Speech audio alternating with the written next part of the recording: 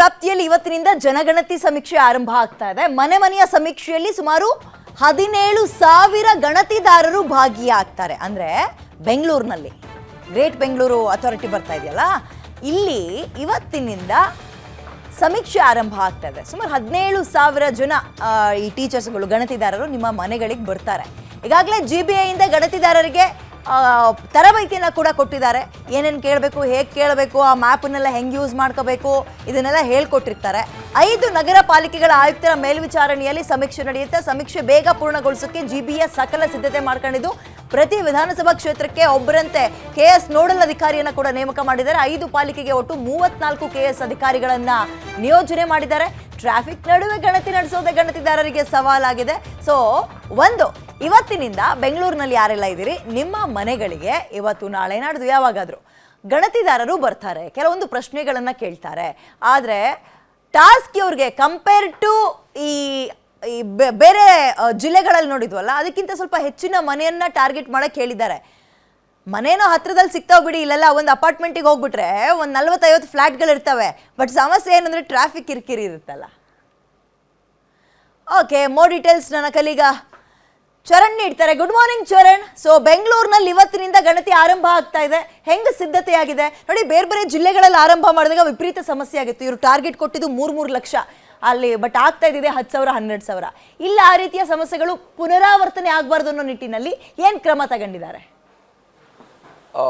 S ವಿದ್ಯಾ, ಪ್ರಮುಖವಾಗಿ ಇಂದಿನಿಂದ ಅಧಿಕೃತವಾಗಿ ಏನು ಈ ಒಂದು ಸಮೀಕ್ಷೆ ಆರಂಭ ಆಗ್ಲಿಕ್ಕಿರುವಂಥದ್ದು. ಸಾಮಾಜಿಕ ಹಾಗೂ ಶೈಕ್ಷಣಿಕ ಸಮೀಕ್ಷೆ ಇವತ್ತು GBI ವತಿಯಿಂದ ಸಂಪೂರ್ಣವಾಗಿ ಬೆಂಗಳೂರಿನ ಉದ್ದಗಲಕ್ಕೂ ಕೂಡ ಆರಂಭ ಆಗುತ್ತೆ.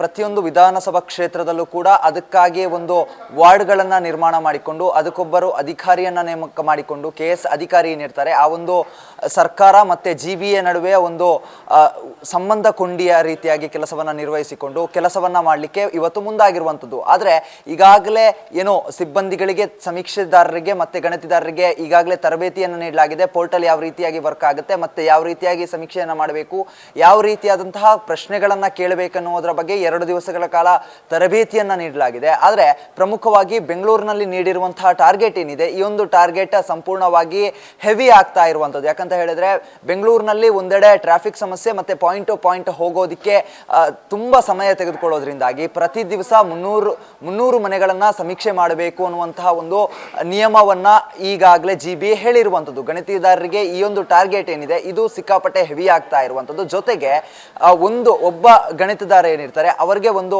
ಪೋರ್ಟಲ್ ಅನ್ನ ಕೂಡ ನೀಡಿರುವಂಥದ್ದು. ಆ ಒಂದು ಪೋರ್ಟಲ್ ನಲ್ಲಿ ದಿವಸಕ್ಕೆ ಒಂದು 300 ಅಂತ ಹೇಳಿ ಎಷ್ಟು ಮನೆಗಳ ಸಮೀಕ್ಷೆ ಆಗಿದೆ ಅದರ ಬಗ್ಗೆ ಕೂಡ ಮಾಹಿತಿ ಲಭ್ಯ ಆಗ್ತಾ ಇರುವಂಥದ್ದು. ಪ್ರತಿಯೊಂದು ಕೂಡ ಈ ಒಂದು ಪೋರ್ಟಲ್ ಮೂಲಕವೇ ಅಧಿಕಾರಿಗಳಿಗೆ ಮತ್ತೆ ಈ ಒಂದು ವಾರ್ಡ್ ನಲ್ಲಿ ಮಾಡಿರುವಂತಹ ಪೋರ್ಟಲ್ಗಳೇನಿರುತ್ತೆ ಆ ಒಂದು ಪೋರ್ಟಲ್ ನಲ್ಲಿ ಮಾಹಿತಿಗಳು ಲಭ್ಯ ಆಗ್ತಾ ಇರುವಂಥದ್ದು. ಆದ್ರೆ ಪ್ರಮುಖವಾಗಿ ಇಲ್ಲಿ ಸಮಸ್ಯೆ ಆಗ್ತಾ ಇರುವಂಥದ್ದು, ಬೇರೆ ಊರುಗಳಿಗೆ ಹೋಲಿಸಿದ್ರೆ ಬೇರೆ ಊರುಗಳಲ್ಲಿ ಅಕ್ಕಪಕ್ಕದಲ್ಲಿ ಮನೆ ಇಲ್ಲದೆ ಇದ್ರೂ ಕೂಡ ಟ್ರಾಫಿಕ್ ಸಮಸ್ಯೆ ಇರೋದಿಲ್ಲ, ಪಾಯಿಂಟ್ ಟು ಪಾಯಿಂಟ್ ಹೋಗೋದಕ್ಕೆ ಆರಾಮವಾಗಿ ಹೋಗ್ಬೋದು. ಆದ್ರೆ ಬೆಂಗಳೂರಿನಲ್ಲಿ ಒಂದು ಮನೆಗಿಂದ ಒಂದು ಮನೆಗೆ ಹೋಗಬೇಕು ಅಂತ ಹೇಳಿದ್ರೆ ಟ್ರಾಫಿಕ್ ನ ಕಿರಿಕಿರಿ ಇರುತ್ತೆ. ಅದರ ಜೊತೆಗೆ ಬೆಂಗಳೂರಿನಲ್ಲಿ ಹೆಚ್ಚಿನವರು ಉದ್ಯೋಗಕ್ಕೆ ಹೋಗೋದ್ರಿಂದಾಗಿ ಗಣತಿದಾರರು ಮನೆಗೆ ಹೋದಂತಹ ಸಂದರ್ಭದಲ್ಲಿ ಆ ಒಂದು ಮನೆಯಲ್ಲಿ ಇರೋರೆಲ್ಲ ಏನು ಹೊರಗಡೆ ಕೆಲಸಕ್ಕೆ ಹೋಗಿರುವಂಥದ್ದು ಅಥವಾ ಬೇರೆ ಕೆಲಸಗಳಿಗೆ ಹೋಗಿರುವಂತಹ ಪ್ರಕ್ರಿಯೆಗಳು ಕೂಡ ಸಂಭವಿಸಬಹುದು. ಇದರಿಂದಾಗಿ ಎಲ್ಲೋ ಒಂದು ಕಡೆಯಲ್ಲಿ ದಿವಸಕ್ಕೆ 300 ಮನೆಗಳನ್ನ ಸಮೀಕ್ಷೆ ಮಾಡುವಂಥದ್ದು ಈ ಒಂದು ಟಾರ್ಗೆಟ್ ಏನಿದೆ ಇದು ಕಷ್ಟ ಸಾಧ್ಯ ಆಗುವಂಥದ್ದು. ಇದರ ಜೊತೆಗೆ ಈಗ ಸದ್ಯಕ್ಕಿರುವ ಲೆಕ್ಕಾಚಾರದ ಪ್ರಕಾರ 15 ದಿವಸದ ಗಡುವನ್ನ ಕೂಡ ಈ ಒಂದು ಸಮೀಕ್ಷೆಯನ್ನ ಸಂಪೂರ್ಣ ಮಾಡಲಿಕ್ಕೆ ನೀಡಿರುವಂಥದ್ದು. ಆದ್ರೆ 15 ದಿವಸದಲ್ಲಿ ಲಕ್ಷಾಂತರ ಮನೆಗಳನ್ನ ಸಮೀಕ್ಷೆ ಮಾಡಿ ಆಗುತ್ತಾ ಅನ್ನುವಂತಹ ಪ್ರಶ್ನೆಗಳು ಕೂಡ ಕಾಡ್ತಾ ಇದೆ. ಯಾಕಂತ ಹೇಳಿದ್ರೆ ಬೆಂಗಳೂರಿನಂತಹ ಮಹಾನಗರಿಯಲ್ಲಿ ಏನು 35 ಲಕ್ಷಕ್ಕೂ ಹೆಚ್ಚು ಮನೆಗಳಿದೆ. ಈ ಒಂದು ಮನೆಗಳಲ್ಲಿ 1 ಕೋಟಿಗೂ ಹೆಚ್ಚು ನಿವಾಸಿಗಳಿದ್ದಾರೆ. ಅವರೆಲ್ಲರ ಸಮೀಕ್ಷೆಯನ್ನ ಮಾಡಬೇಕು.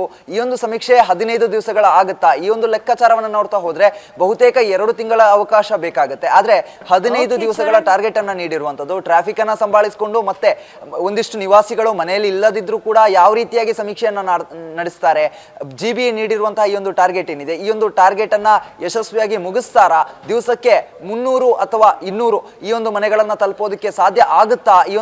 ಇವತ್ತಿನಿಂದ ಈ ಒಂದು ಸಮೀಕ್ಷೆ ಏನಿದೆ, ಮತ್ತೆ ಸಮೀಕ್ಷೆಗಳಿಗೆ ಹೋದಂತ ಸಂದರ್ಭದಲ್ಲಿ ಒಂದಿಷ್ಟು ನಿವಾಸಿಗಳು ಇದನ್ನ ಅಕ್ಸೆಪ್ಟ್ ಮಾಡ್ಕೊಳ್ಳೋದಿಲ್ಲ, ಮತ್ತೆ ಒಂದಿಷ್ಟು ಸಮಸ್ಯೆಗಳಾಗುತ್ತೆ. ಇದನ್ನೆಲ್ಲ ಹೇಗೆ ಫೇಸ್ ಮಾಡ್ತಾರೆ ಅನ್ನೋದನ್ನ ಕಾದು ನೋಡಬೇಕಾಗ್ತಾ ಇದೆ ವಿದ್ಯಾ.